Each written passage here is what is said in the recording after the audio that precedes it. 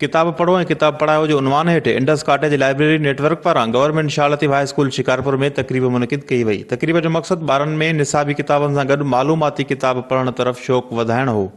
ICLN पारां ज़िले जे 24 खां वधीक प्राइमरी तोड़े सेकेंडरी स्कूल जी पोज़ीशन हासिल कंदड़ स्टूडेंट्स में ईद जा तोहफ़ा ऐं सर्टिफिकेट्स पिणु विराया विया। उन मौक़े ते ICLN जे डायरेक्टर लाइब्रेरीज़ आगा नूर मोहम्मद पठान, सफदर अमीर पहोड़, जावेद मुंदायो ऐं अज़मतुल्ला संजरानी समेत तालीम वारे शोबे सां लाॻापियल शख़्सियतनि शिरकत कई। उन मौक़े ते संदन चवणु हो त पूरे पाकिस्तान खे साईं किताबनि जी दौलत सां नवाज़ियो आहे ऐं स्पेशली तौर ते हिन महिल तक़रीबन पाकिस्तान जे 80 शहरनि जे अंदरि जेका आहिनि लाइब्रेरी नेटवर्क क़ाइमु करे चुका आहिनि। हिन वक़्तु शिकारपुर में 1500 ॿार आहिनि जेके असांजे इन लाइब्रेरीज़ में जा पार्टिसिपेंट्स आहिनि ऐं उन में 11 असांजा लाइब्रेरी कोऑर्डिनेशन टीचर आहिनि, 3 स्कूल आहिनि जंहिंमें प्राइमरी ऐं सेकेंडरी ॿई शामिल आहिनि। तंहिंजे करे असांखे ॾाढी ख़ुशी थी आहे। असांखे वॾो शौक़ु पैदा थियो आहे किताबनि पढ़ण जो ऐं असांखे इहा बि ख़ुशी आहे त असां अवॉर्ड वठी करे पंहिंजे स्कूल जो नालो बि रोशन कयूं था ऐं इंशाअल्लाह असां वधीक महिनत करे पंहिंजे स्कूल जो नालो अञा वधाईंदा। लाइब्रेरी जेको नेटवर्क आहे मां सम्झां पूरे पाकिस्तान में ख़ुशूसी तौर ते सिंध में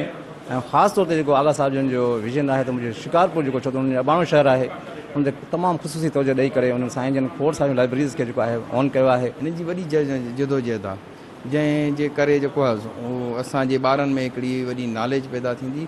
लाइब्रेरी हूंदी त ॿार में जेको आहे सो जुस्तदू पैदा थींदी ऐं हू पाण जेको आहे सो पाण जी पैदा कंदो ऐं पाण खे ॿाहिरि जेको आहे सो इल्म जे रोशनीअ में आणण जी कोशिशि कंदो। हीअ असां जेके लाइब्रेरी एक्टिविटी परफॉर्मेंस कईसीं उन में ई साईं जन असांखे जेके तोहफ़ा ॾिना असां महिनत कंदा रहंदासीं त इनशाअल्लाह ॿिया बि अहिड़ा तोहफ़ा माना हासिल कंदा रहंदा। हाणोके दौर में जेको हीउ दौर हली रहियो आहे इन में शायदि कोई करे अहिड़ो कमु जेको कमु साईं आगा नूर मोहम्मद करे रहिया आहिनि ऐं उन में जेको आहे उहे लाइब्रेरी एक्टिविटी कराए रहिया आहिनि जंहिंमें असांजे स्कूल में शाह लतीफ हाई स्कूल में जेको आहे लाइब्रेरी एक्टिविटी थी जंहिंमें जेको असीं पाण मल्हायोसीं।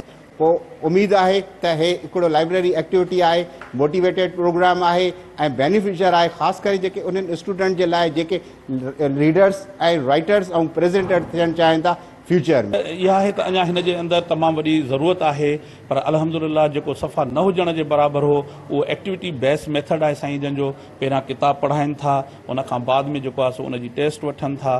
तक़रीब में शिरकत कंदड़ मुख़्तलिफ़ स्कूल जे हेड मास्टर्स जो चवणो हो त लाइब्रेरी सरगर्मियुनि ज़रिए ॿारनि जी ॼाण में वाधारे सां गॾु ख़ुदि एतमादी वारियूं सलाहियतूं उजागर थियनि थियूं। कैमरामैन रफ़ीक सुमरो सां गॾु सारंग बप्पड़, सिंधी न्यूज़, शिकारपुर।